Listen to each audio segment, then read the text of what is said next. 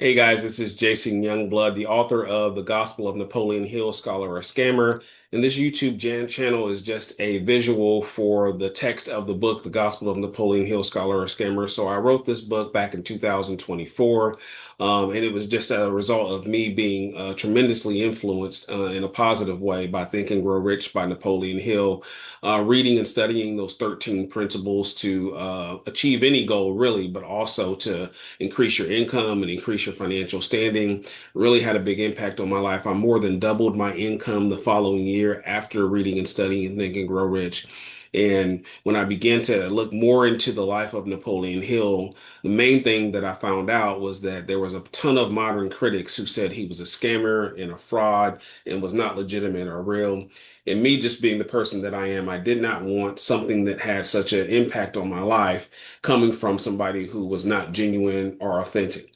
So I really wanted to know who the man Napoleon Hill was, and so I began to subscribe to, historical documents and research and dig through newspaper articles and microfilm and call libraries and research the articles that were out at the time about his relationships with Andrew Carnegie, Henry Ford, Presidents Woodrow Wilson, President Franklin Roosevelt, and really find out if he really knew these people or if there was any evidence of that at all in newspaper articles, as well as the result of his business failings, how they actually failed. That was another reason why they said that he was a fraud or a scammer, is because almost all of his businesses failed. So I wanted to get the details of why they failed, just to see if it was actually because of unethical business dealings.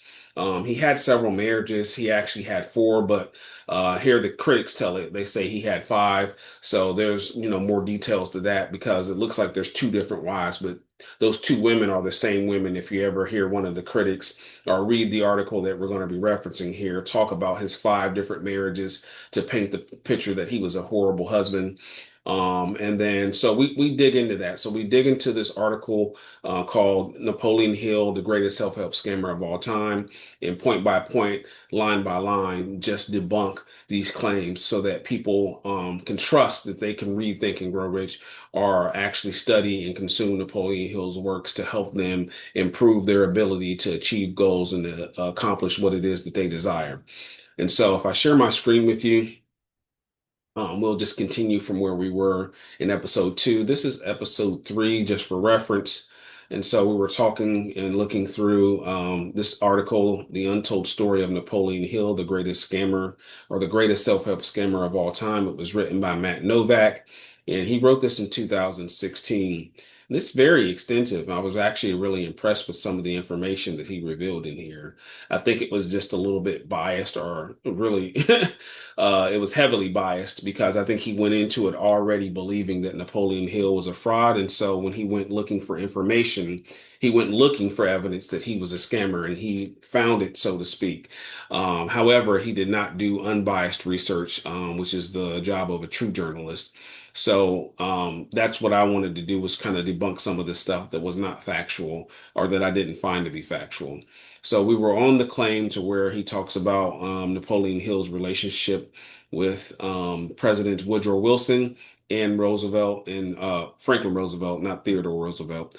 So he says here in this part of the article, he was said to be an advisor to two presidents, Woodrow Wilson and Franklin Delano Roosevelt. He'll even claim that he came up with FDR's most famous phrase, "The only thing we have to fear is fear itself." Hill was a charlatan through and through. In fact, there's no evidence whatsoever that Hill met President Wilson or President Roosevelt, let alone acted as trusted advisor to both. So I want to stop sharing my screen and hop over to the Gospel of Napoleon Hill, Scholar or Scammer, and just show you a little bit more evidence that he did personally know Woodrow Wilson, just because he says there's no evidence whatsoever. So we talked about some evidence yesterday, so you can watch episode two for a recap on that. And then I'll share my screen here. So before we touch on or discuss President Franklin Roosevelt, you'll see here that this is an ad for a Napoleon Hill lecture in November of 1928. He had just released his first book, or his first major release book, called The Law of Success. And to promote it or to market it, he would, give lectures about the law of success and the principles therein. And so the title of this lecture was How I Would Poverty. He gave it in New York City. A man named Cyrus H.K. Curtis. We'll talk more about him later. He was friends with Andrew Carnegie. So this is one of Andrew Carnegie's allies that he introduced to Napoleon Hill. Napoleon Hill actually interviewed to compile the philosophy of individual achievement, or the law of success, as he called it in this book. So Cyrus H.K. Curtis says of the law of success, thank you for the law of success. It is great stuff. It is a general endorsement, but he put this out while Cyrus H.K. Curtis was still alive. So it'd be a very bold move to have a nationally syndicated newspaper quote somebody who he never met whatsoever. But the one I want to actually highlight is Samuel Gompers. You probably never heard of him. However, Samuel Gomper says of the law of success, mastery of the law of success is the equivalent of an insurance policy against failure. That's a pretty powerful endorsement of Napoleon Hill's book.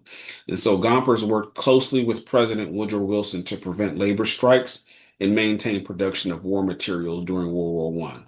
So if you research Samuel Gompers or do a quick Google check on him or ask ChatGPT or Claude who he was, you'll see that he actually worked with President Wilson. So this person was an ally of President Woodrow Wilson, was his friend, and worked with him during World War One. And here he is endorsing Napoleon Hill's law of success. So that is just one more evidence that he actually knew Woodrow Wilson.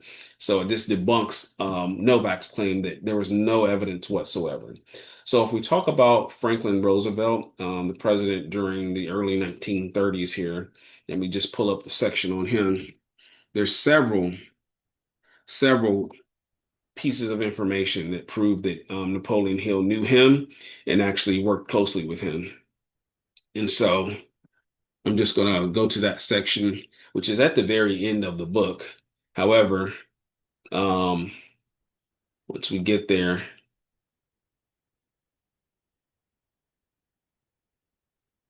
just let me get there for a moment, and then I'll go through that.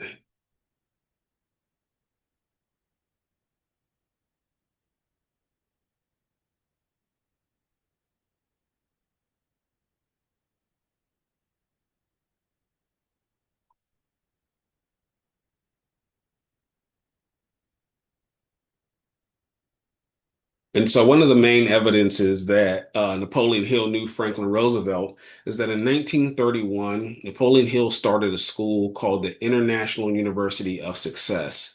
Now, the head of that school, or the president of that school, he named a man named William C. Grace to be the head of that school. All right. And then also a man named Daniel C. Roper hosted a meeting to promote the school opening and to help students enroll and to help people know about the school.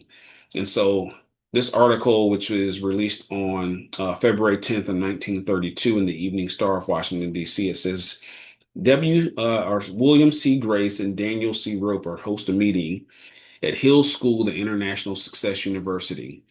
Grace was an attorney who became a spokesperson for President Franklin Roosevelt's National Recovery Administration, or the NRA. So that's not the National Rifle Association, it's the National Recovery Administration. So it was President Roosevelt's organization that helped with recovering from the Depression. So he was president during the Great Depression, right after the stock market crash of 1929. And he actually tapped William C. Grace to work for the National Recovery Administration. So he worked in the Roosevelt administration and was actually also the president of Napoleon Hill's International Success University. Now, the second person here, Daniel C. Roper, we'll read on that Roper has been had been the sorry, Roper had been the commissioner of internal revenue for President Woodrow Wilson. So here's another piece of information that proves that he knew Woodrow Wilson. So because here Daniel C. Roper is endorsing Napoleon Hill's school, and he was also in the Wilson administration. But not only that, he went on to become the U.S. Secretary of Commerce for President Roosevelt. So we have two Roosevelt administration officials actually working for Napoleon Hill. And then if you go on, you'll see here more evidence that William C. Grace knew President Roosevelt. So William C. Grace is listed as the director of Hill's International Success University right here. It says William C. Grace, lecturer at American University and director of the International Success University. So he works for Napoleon Hill. And then further down, you'll also see that William C. Grace is the personal representative of President Franklin Roosevelt. So not only was he the director of Napoleon Hill School, he was the personal representative for President Franklin Roosevelt as well. Another person that allows us to know that he really knew Franklin Roosevelt is a man named Jennings Rudolph. So Jennings Rudolph,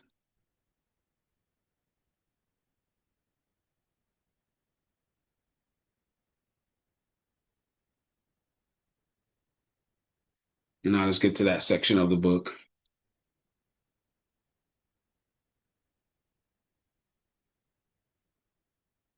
was actually a congressman during the Roosevelt administration. And so I'll start off by just showing you a picture of Jennings Rudolph and or Jennings Randolph, excuse me, and Franklin Roosevelt. They were very close friends. Here they are pictured together. And Jennings Randolph was actually a congressman for Congress and a senator during the Roosevelt administration. So he knew President Roosevelt very well. And you'll notice that if you read Think and Grow Rich, that Jennings Randolph wrote the introduction on Napoleon Hill, included the letter from Jennings Randolph to him in Think and Grow Rich. And so if we look here, we'll see that Napoleon Hill is giving a commencement speech at Salem College in Salem, West Virginia. Jennings Randolph graduated from here, and that's what he says in the letter in Think and Grow Rich. Is like, you gave a speech when I was graduating from high school or from college, and in that speech, I credit that speech to any success that I've achieved throughout my life, including being able to become a United States congressman. And so there is this the article or the announcement of Napoleon Hill giving the commencement speech at that school. And so in his letter to Napoleon Hill, Jennings Randolph states that Hill delivered his commencement address in 1922, while the above article is dated 1923. Due to this discrepancy, I contacted Salem College, now Salem University, to confirm the day of Hill's commencement address there, as well as Randolph's graduation date. The school's library depository coordinator provided documentation to verify that Hill delivered the commencement speech in 1923. Yet, Randolph did not actually graduate until 1924. Additionally, when I inquired about the 3 different years in question, the depository coordinator revealed that Randolph attended the 1923 graduation. He wasn't actually graduating, even though that's what he says in his letter. And so we'll go on. See him attending Salem University. And then there is a picture of him as well. And so that's just further evidence that he actually knew or had access to President Roosevelt. Now, we look down here, and when you hear Napoleon Hill in some of his lectures, he'll tell the story about how he knew President Roosevelt. He'll say that a woman named Marguerite Lehan called him on the phone and said that the president wants to speak to you and he would like to hire you to actually work in his administration unofficially. And so here's Margaret Lehan. And so in one of his lectures, I believe it's the 1954 lecture in Chicago that's available on YouTube. It's not titled anything. It's just Napoleon Hill's 1954 lecture. He goes into how Margaret Lehan called him on the phone. Now, upon being elected, President Roosevelt announced that Margaret Lehan will be his personal secretary, and Lewis Howe will be his senior secretary, and Daniel C. Roper will be his secretary of commerce. So we know about Daniel C. Roper. Let's talk a little bit about Lewis Howe. Now, further down in the book, I also include a letter from the White House. So this is an official letter from the White House addressed to Napoleon Hill. So I'll blow it up as much as I can. So the White House, Washington, April 24th, 1933. My dear Mr. Hill, the president has asked me to thank you for your letter of April 20th. He appreciates your kindness in letting him know of the sentiment you have found in your contact with the public. He wishes to talk to you about this at the Saturday conference. So he's already saying that, hey, you are going to be at the Saturday conference at the White House. He wishes to talk to you then. And it's signed Lewis Howe. And Lewis Howe is secretary to the president. And then it's addressed to Napoleon Hill, International Success University, Washington, D.C. And here is just a few evidences and pieces of information that prove that Napoleon Hill knew Franklin Roosevelt. And so I'm going to stop sharing my screen just for a moment and then just kind of look at the article for, let's see here, stop sharing my screen and then I'm going to share. Yeah. So if we look at the article from Matt Novak, the next thing that he says that we'll touch on in episode 4 is Hill's most infamous claim was that he met and interviewed at length the industrial Andrew Carnegie in 1908, the richest man in the world at the time. Hill said that Carnegie tasked him with interviewing the most successful men in business and learning the secrets to their success, but Hill only started making this claim long after Carnegie had died in 1919. So in episode 4, we'll address this claim here, and we'll just keep working our way through this article line by line because I want to encourage you and I want to inspire you to read Think and Grow Rich. It completely changed my life for the positive by teaching me principles that not only help me increase my income and increase my money, and teaching me that there's nothing wrong with the desire to actually improve your financial standing. Not only that, it's really a book about how to achieve and accomplish any goal. And the spiritual element to that book that he calls the ability to transform your desires into reality is really just the ability to create miracles in your own life as well too. So it's not just, being able to achieve a goal naturally, but it's also being able to spiritually manifest something that is in your heart to do with your life or to own or to experience as well. So we'll address that in episode 4. Until then, guys, I'm not going to tell you to like, subscribe, and share.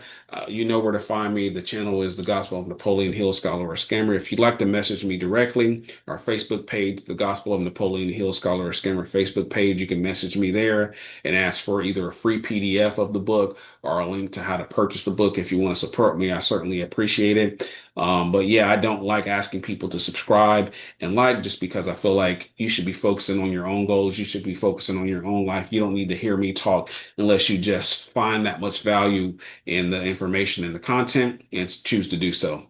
All right. Until the next episode, I appreciate it. Take care.